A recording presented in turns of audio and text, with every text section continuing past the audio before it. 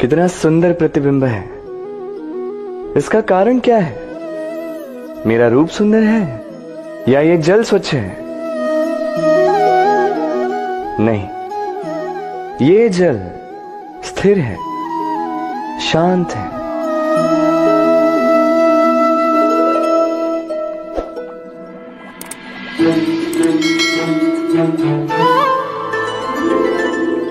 अंतर देख रहे हैं आप? वही जल है, वही रूप है, किंतु ये स्थिर नहीं है, शांत नहीं है, और इसी कारण मैं अपना प्रतिबिंब इसमें नहीं देख पा रहा हूं। क्रोध के साथ भी यही होता है। यदि आप स्थिर हैं, शांत हैं, तो आप आपकी आत्मा को देख, सुन और समझ पाओगे, किंतु क्रोध इस आत्मा की पुकार को पी जाता है। इसलिए अपने क्रोध पर वश रखें। कहीं ऐसा ना हो कि मूर्खता के कारण जन्मा ये क्रोध आपको पश्चाताप के अंत तक ले जाए। राधे राधे। मन, मनुष्य, मान, इन तीनों का प्रारंभ मन से ही होता है ना? किंतु आज हम बात करेंगे मान के विषय में। मान वो भाव है जो हमारे मन को संतुष्टि देता है। इस पात्र में भरे जल की भांति, जो जल इस पात्र के होने का कारण इसका अस्तित्व बनाए रखता है। अब मान से बनता है स्वाभिमान और अभिमान, और इन दोनों में बहुत अंतर है। जो जल इस पात्र के भीतर समाया है वो है स्वाभिमान, जो हमारे मन का संबल है, सहारा है, तो इस पात्र के भीतर ठंडा रहता है और पीने वाले को भी ठंडक पहुंचाता है। और जो जल इस पात्र से बाहर छलके वो है अभिमान, जो बाहर की ताप से भाप बनकर उड़ जाता है। स्मरण रखिएगा, स्वाभिमान आपको बनाए रखता है, आपको शक्ति देता है, और अभिमान आपको नष्ट कर देता है। तो क्या बनना चाहेंगे आप? स्वाभिमानी या अभिमानी? निर्णय आपका। राधे राधे। कहते हैं जीवन में मेल मिलाप अत्यंत आवश्यक है, संबंधों का आधार भी बनता है, व्यापार भी चलाता है, किंतु सबसे अधिक महत्वपूर्ण है व्यवहार। अब इस विषय में सोचिए, आपके जीवन में कौन आपसे मिलेगा ये निश्चित करता है समय। आप अपने जीवन में किनसे मिलना चाहेंगे ये निश्चित करता है आपका हृदय, और आप जिनसे मिले उनके हृदय में आप कब तक बने रहेंगे ये निश्चित करता है आपका व्यवहार। अपना व्यवहार शुभ रखिए, सब शुभ होगा।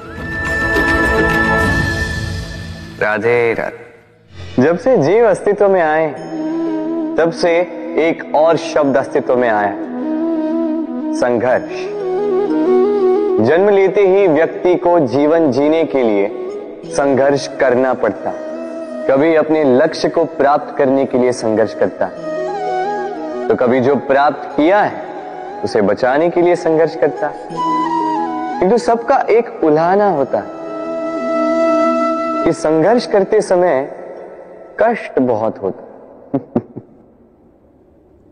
अब योद्धा है तो प्रहार तो सहने पड़ेंगे। तैरना सीखना है तो जल में प्रवेश करना होगा ही। उन्हीं के पाव में छाले पड़ते हैं जो नित चलते हैं, और जो चलते हैं वो अपने लक्ष्य तक अवश्य पहुंचते हैं। इसलिए स्मरण रखिएगा, जीवन तभी तक है जब तक कर्म करोगे। तो संघर्ष करते रहिए, कष्ट को भूल जाइए और मेरे साथ प्रेम से कहिए राधे राधे। हम मनुष्य कितने ढीठ होते हैं। एक बार लक्ष्य पे दृष्टि साध ली तो उसे पाने के लिए जी जान लगा देते हैं, किंतु उस लक्ष्य को पाने की आतुरता में उस मार्ग का आनंद लेना ही भूल जाते हैं। स्वास्थ्य को दांव पर लगाते हैं धन कमाने के लिए, और फिर वही धन गवा देते हैं स्वास्थ्य को पुनः सुधारने के लिए। बताइए। देखिए, चाह बुरी बात नहीं है, किंतु चाह को पूर्ण करने की चाह में उस मार्ग का आनंद लेना भूल जाना, ये तो मूर्खता। कभी कभी पूर्ण पाने की चाह में व्यक्ति सब कुछ गवा देता है, भूल जाता है कि आधा चंद्रमा अधिक सुंदर होता है। जो नहीं है उसे पाने का प्रयास आप अवश्य कीजिए, किंतु जो है उसका संपूर्ण आनंद लेने में वंचित मत रहिए। राधे राधे। जीवन में कुछ भी पाना हो तो सोच और कर्म बड़े आवश्यक होते हैं, किंतु क्या केवल सोच से या क्या केवल कर्म करने से आपको सफलता प्राप्त होती है? नहीं। कुछ लोग सोचते रह जाते हैं, कर्म नहीं कर पाते, और इसी कारण से उन्हें सफलता प्राप्त नहीं होती। कुछ लोग बिना सोचे समझे कर्म करते रह जाते हैं, उन्हें भी सफलता प्राप्त नहीं होती। स्मरण रखिएगा, वृक्ष को काटना हो तो कुल्हाड़ी के लगातार प्रहार करने के साथ ही कुल्हाड़ी किस दिशा में मारी जानी चाहिए इसका ध्यान रखना पड़ता है। सोच और कर्म, इनका ठीक से सम्मिश्रण करेंगे तो अवश्य ही सफलता मिलेगी। राधे। हम सब जीवन में स्वयं के लिए सर्वश्रेष्ठ ही सोचते हैं, सबसे अच्छी सुविधा पाना चाहते हैं, सबसे अधिक सम्मान पाना चाहते हैं, परंतु क्या सबके लिए ये पाना संभव है? हाँ, क्यों नहीं। बस बाधा है समय। हमारा जीवन स्थायी नहीं है, इसलिए यदि समय का सदुपयोग करोगे तो तनिक सरलता होगी। अब देखिए ना, जिसे स्वप्न देखना अच्छा लगता है उसके लिए रात छोटी पड़ जाती है, जिन्हें स्वप्न पूर्ण करने होते हैं उनके लिए दिन छोटा पड़ जाता है, जो सम्मान पाना चाहते हैं उनके लिए परोपकार छोटा पड़ जाता है, और जो ज्ञान पाना चाहते हैं उनके लिए अध्ययन। जीवन में लक्ष्य को पाना हो तो समय का प्रबंधन ठीक होना ही चाहिए। स्मरण रखिएगा। राधे राधे। व्यक्ति किसी और वस्तु या भाव से परिचित हो ना हो, भय और भविष्य दोनों ही व्यक्ति के मन में सदैव रहते हैं, जिनका अस्तित्व व्यक्ति के अस्तित्व पे भारी रहता है। विचित्र है ना? वह वो है जिसे आप नहीं जानते, जो अनजान है, और इसी कारण आपको भय लगता है कि ना जाने क्या होगा। भविष्य वो है जो अब तक घटा ही नहीं, तो जो घटा ही नहीं उसके विषय में चिंता क्यों? आपके हाथ में है वर्तमान। वर्तमान के कर्म सत्य मन से कीजिए और सोचिए ये कि अपने कर्मों को और कितनी श्रेष्ठता से किया जा सकता है। इसलिए आप विश्वास कीजिए, यदि वर्तमान के कर्मों को आप सत्य मन से करोगे तो भय स्वयं ही निकल जाएगा और भविष्य का फल अवश्य ही मीठा होगा। इसलिए भय और भविष्य से डरना छोड़ दीजिए, इस वर्तमान को जी। राधे राधे। अक्सर आपके बड़े बूढ़ों ने आपसे कहा होगा कि ये संसार दुख का मूल है और ईश्वर भक्ति उस दोष से दूर जाने का मार्ग है।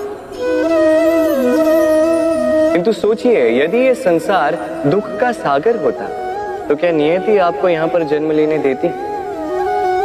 क्या ईश्वर यहां पर अवतार लेते? जब समस्याओं पर हमारा वश नहीं चलता, हम आरोप लगाते हैं इस संसार पर। यहां के लोगों सोचते हैं कि काश मैं यहां पे आया ही ना हो, एक किसान बंजर धरती पर जाता है और अपने परिश्रम से उसे लहलहाते खेत में परिवर्तित करता है। एक दर्जी जिसके पास एक सामान्य सा वस्त्र आता है, अपने परिश्रम से उसे एक सुंदर वेश में परिवर्तित कर देता है। आप भी परिश्रम कीजिए। ये महत्वपूर्ण नहीं है कि आप किस संसार में आए, ये महत्वपूर्ण नहीं है कि आप यहां कैसे आए। यदि कुछ महत्वपूर्ण है तो वो ये है कि जब आप गए तब आप इस संसार को कैसा छोड़कर गए। तो ये सोचकर जिए कि जो किसी के लिए नरक है उसे किसी का स्वर्ग बना के निकलोगे तो आपका जीवन और आपका संसार दोनों धन्य हो जाएंगे। राधे राधे। संसार के सारे संबंध जन्म के साथ ही प्राप्त होते हैं सिवाय मित्रता की। मित्रता ही वो एकमात्र संबंध है जिसका चयन हम स्वयं करते हैं और इसी कारण उसका पालन करना बहुत ही कठिन होता है। तो सुनो, पहला नियम, मित्रता का आधार होता है विश्वास। तो किसी भी दशा में अपने मित्र पर विश्वास रखना, उसकी किसी भी बात पर संदेह नहीं करना। दूसरा, साथ। यदि मित्र अनुचित मार्ग पर भी चले उसकी भूल सुधारने का प्रयास करना, उसे उचित मार्ग पे बनाए रखने का प्रयास करना। मित्रता में किसी भी कारण मित्र से विमुख नहीं होते रहना। तीसरा, मित्र जब भी पुकारे, जब भी उसे आवश्यकता, दिन हो या रात, फिर आंधी आए या तूफान, आना होगा। अपने मित्र के लिए उपस्थित रहना होगा।